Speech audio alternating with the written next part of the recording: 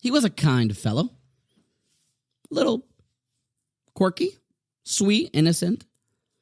Kind of the type of person you may expect to find as the head zookeeper in the Virginia Zoo. I believe his name was John, if I'm remembering correctly. It was this past Sukkot that my family and we took a trip down to the Virginia Zoo. Actually found it brought in a sefer in one place that there's a minhag to do this, to go to see Hashem's animals on Chol HaMoed. Seems more of a Hasidish minhag, but still, my daughter wanted to see the giraffes, so we were off to the zoo. And there we met John, who was outside the monkey exhibit. And I asked a certain question, kind of to make small talk. Clearly, he takes his job very seriously. And then John began to explain the ins and outs, the iyun, sugya, the lumdus of the difference between chimpanzees and monkeys, and how they may look similar, but they are anything but similar, from their diets to their habitats to their tenuos, their different instincts, totally different creatures. Clearly, this was a well-prepared soliloquy, address, and cheer. So there we were, at the Virginia Zoo, listening to all the differences between a monkey and a chimpanzee. And while it was riveting, we were sitting, waiting on every word, we were there for the giraffes. But we didn't want to make Mr. John feel bad. So we sat there listening intently. Eventually, the conversation actually came to an interesting point about how it is that he got into the profession of zookeeping. It's actually quite interesting. Zookeeping is a remarkably dangerous job. Through all the hard, long hours, the heavy labor, the schlepping, you have to make sure that every animal eats at the right time. Most zoos actually won't even hire you until you're well educated in the animal science field and you have a degree in zoology. Perhaps you are already completed your shimush, a full apprenticeship by some other zookeeper. In Europe, you need a license before you become a zookeeper. And if you should hit the Harvard of all zookeeping schools by going to the University of Birmingham in the United Kingdom or UCF in Central Florida, you may just land the top zookeeping job. Zookeeping. Zoology. Very interesting. However, I don't know if you would be able to picture maybe one of the greatest gedolim. Insert whatever gadol you may be thinking of. Let's say you're Shmuel Kamenetsky as a zookeeper. Just doesn't seem to process in our minds. But yet when we come to Parshas Noach, the Gadol Hadar is tasked with entering the ark, bringing all the animals to the ark, seeing to it that the right amount are brought into the ark. They each have their own spot in this teva. And Noach, along with his family, they are to be zookeepers for a year. Seems a bit odd. It's hard to picture. And what's even more eye-opening is that at the very end of the year-long stay in this teva, the pasuk tells us in Parshas Noach, "Vayimachas kol hayakum," everything had been deleted on the world. Asher al pnei ha'adama, me'adam ad behema ad remes v'ad oif hashomayim. Everything is gone from this torrent and this flash flood. Vayimachu min haaretz, and v'yishaer ach Noach v'asher ito ba'teva. And only Noach was now left in the teva before he was to disembark. The end of everything. There's only one family remaining. But Noach is still in the ark for some reason. Everyone else has disembarked. And says Rashi, because either a push-up shot is just, he was the last one to leave, maybe like a dad escorting his family out, and he goes last to make sure everyone is off the boat. But he brings a medrash that tells us that he was inside, coughing and retching blood out of his lungs because of how hard he had worked for an entire year as a zookeeper. The Ramban actually goes into detail about his schedule. And earlier in Parak Vav, every animal had to eat at a certain time. Can you just imagine what this looked like? Its troughs filled. I don't know if trough is actually for food or for its excrement, but all of its excrement taken out and brought to the bottom floor, the floor for the garbage in this ark. They were zookeepers for a year. And the last pshat that Rashi says why Noach was still inside of the ark while everyone else had already left. Yesh Armim, some say, that he was a bit late, tardy, in bringing his food to the lion. But and the lion bit him. He got his payment in this world, as the pasuk in Proverbs tells us that tzaddikim take their punishment in this world. So he was bandaging himself up, some first aid on his lion bite because of his failure to complete his responsibilities as a zookeeper. But the whole thing is just very hard to process. We must take the story not as a elementary Noach, the animals on an ark, but at a very real level. Noach, the Reb Shmuel Kamenetsky of the generation, the man who was the only individual left standing while everyone else had been swept up in chamas, in deceit, in gzela, in stealing. The whole world was now condemned to be destroyed, gone, finished, except for Noach. V'Noach matza chaim be'enei Hashem. And what is the salvation plan? Why won't Hashem just put him in a force field? Why won't it just be that everyone's gone, poof, except for Noach? And why is it that Noach must spend a year, that the plan is to be a zookeeper for a year? It's very hard for us to understand. Chodra, there were so many ways that this Hatzalah could have been brought about without making the Rav Shmuel Kamenetsky of the generation into a zookeeper. And let's make things worse, again, before we make them better. We find not earlier, but in Sefer Bamidbar, that in the arranging of the Beis Hamikdash and all of its different procedures and schlepping all of the different animals and the oil to do the menorah and all the different karbanos, the dirty work, so to speak, we found that the greatest individuals did the dirty work. Elazar, Kohen Gadol, Elazar, the son of Aaron, he was schlepping these massive oil jugs.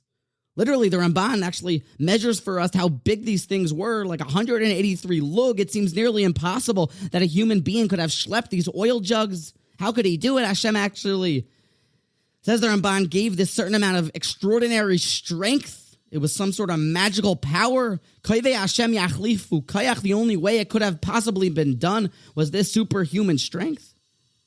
But the dirty work was carried out by the great ones. We find that the holier that you were in the marching and the parade, the processions, when Klal Yisrael marched in the Midbar, the closer you were to the Aron and the more you lifted it, the more you were tasked with doing the dirty jobs. They awaited only the highest class Jew. And it's very hard to understand. It seems backwards. Maybe a pagam in the great one's covet. Just imagine you would see Rav Shmuel Kamenetsky walking out of your neighborhood grocery store with bags in one hand and schlepping a case of water on his shoulder. Would you not run over to take it from him?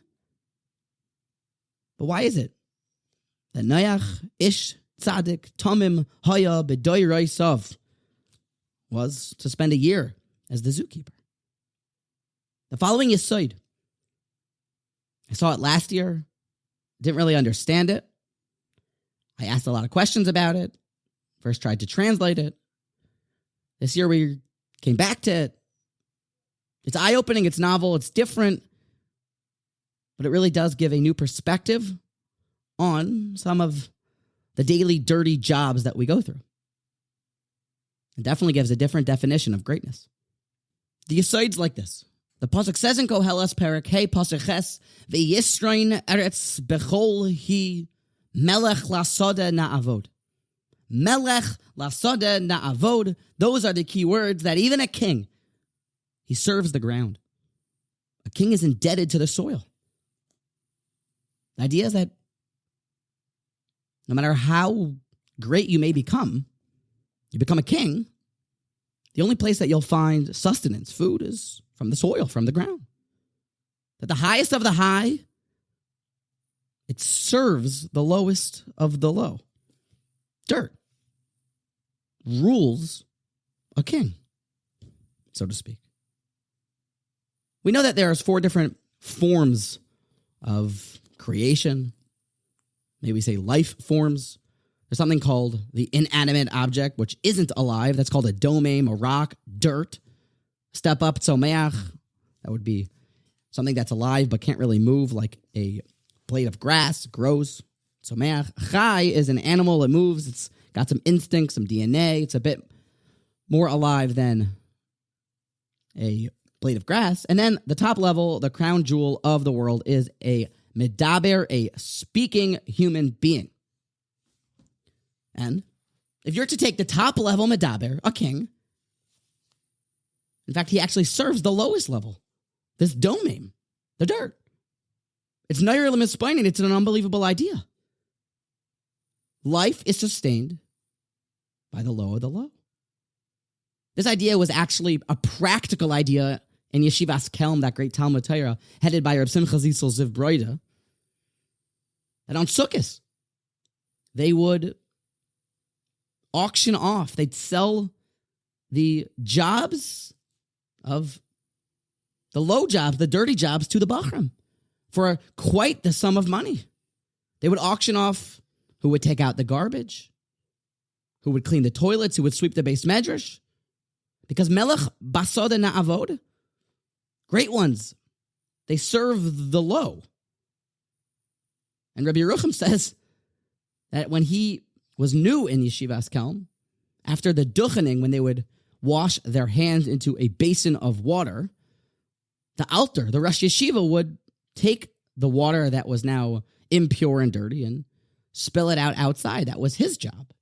And when Rabbi Yerucham, who was new, saw the altar of Kelm bending down and taking the water out to spill it and dispose of it outside, he went over to take it from the altar to say, it's beneath your dignity. And the altar looked at him as if to say, you must be new here.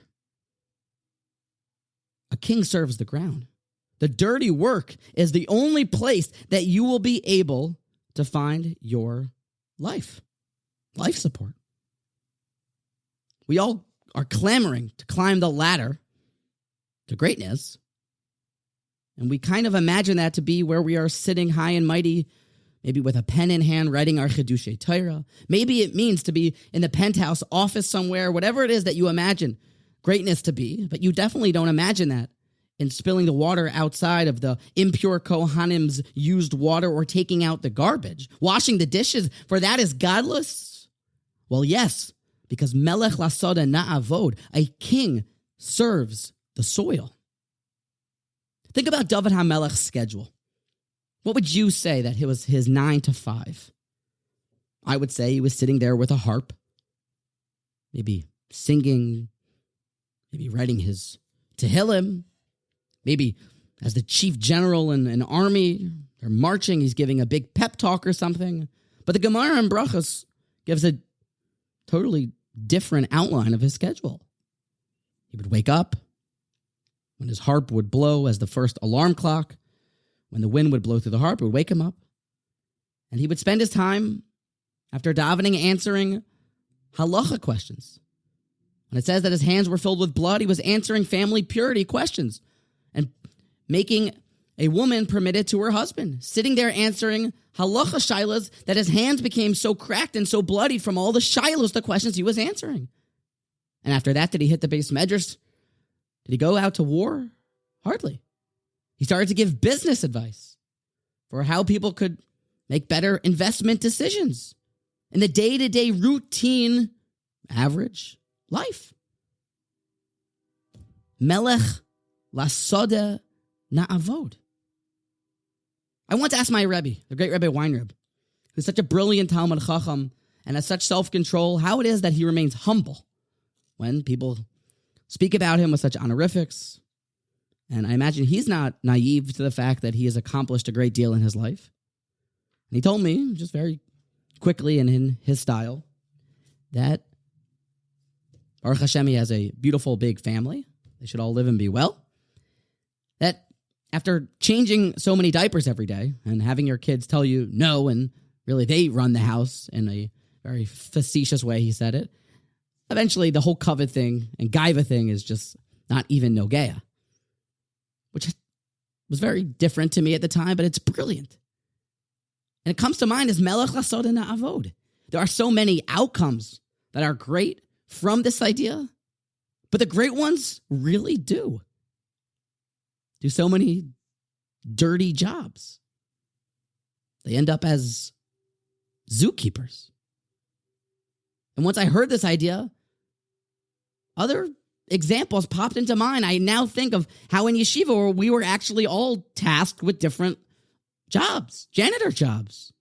By Nosson Stein, he is the greatest Rosh Yeshiva that I know, and in my Rosh Yeshiva, he still sees to it that there are tissues in certain spots of the yeshiva. He checks the milk. He's involved in the dirty jobs. Because where else is one supposed to find their chiyus, says Shlomo HaMelech. Melech lasod na'avod. Even a king is indebted to the ground. Rav Gamliel was the bartender at a wedding. When the Gemara in Kedushin wants to know how is it possible? Well, Melech lasod na'avod. How is it that Avram Avinu could hang up the phone on his nevuah with Hashem to go and take care of the guests in the upcoming Parsha? As the Gemara concludes that it's greater to take care of guests than it is to talk face-to-face to Hashem. Well, Melech lasod na'avod. Working in the trenches, sustaining yourself as a zookeeper, is how you continue to live and how a king acts. It makes a lot of sense. What the pasuk says here, that Noach found grace, favor in Hashem's eyes, because there was some grace that Noach had. Maybe it was his actions, maybe it was his peace, but something proved to be meritorious that saved him and his family. But then the pasuk gives us an entirely new reason why he was able to exit the teva. The original schusim sounds like wasn't enough. The pasuk says, "Vayizkor," and Hashem remembered Noach's actions. Rashi says he remembered that Noach had taken care of all the animals for that year. He had rachmanis. He fed them at the right times. He was even punished when he messed up even one time. Vayizkor Elokim as Noach. Melech lasod na'avod. That seems to be how Noach merited to leave the teva and to actually continue to live on. Our jobs? To be a 5-star waiter, to do shimush, the same way that a aspiring rabbi does shimush under his rabbi. He gets hands-on apprenticeship. And the top zookeepers must learn from other zookeepers. The Hatzalah here, the only way for the world to live on was that it seems that the Gadol Hadar should be a zookeeper for a year. That the zebra should have its food at its time, the lion its food at its time, and that the garbage and the excrement should be taken out. Because Melech lasod na'avod. We aspire greatness. But greatness seems to have now a new definition. I hope that I will be more excited when my wife asks me to take out the garbage. It's a chance to get some CPR, some extra life, taking care of jobs that seem, in our eyes, to be dirty jobs. It even seems that the more responsibilities, the more dirty jobs that a mensch has, actually seems to define how kingly the person is, if you really think about it. And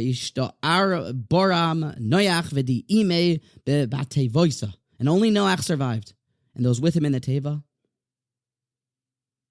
And the only schus that they had to exit the teva was because he was an expert zookeeper for an entire year. So let us love the dirty jobs. Let us understand that maybe John at the zoo wasn't so silly or out of his mind. Maybe his knowledge of chimpanzees and monkeys is quite valuable. Maybe he was quite alive because Melech Lasod Na'avod, a king serves in the field. And you take care of the dirty jobs is exactly where you will find your ultimate life. So gut it out of the trenches. Love getting your hands all dirty and bloodied and chapped from the jobs that are giving you the ultimate chiyas. Melech Lasod Na'avod, love the work, love the dirty work. Become the ultimate king and the ultimate zookeeper.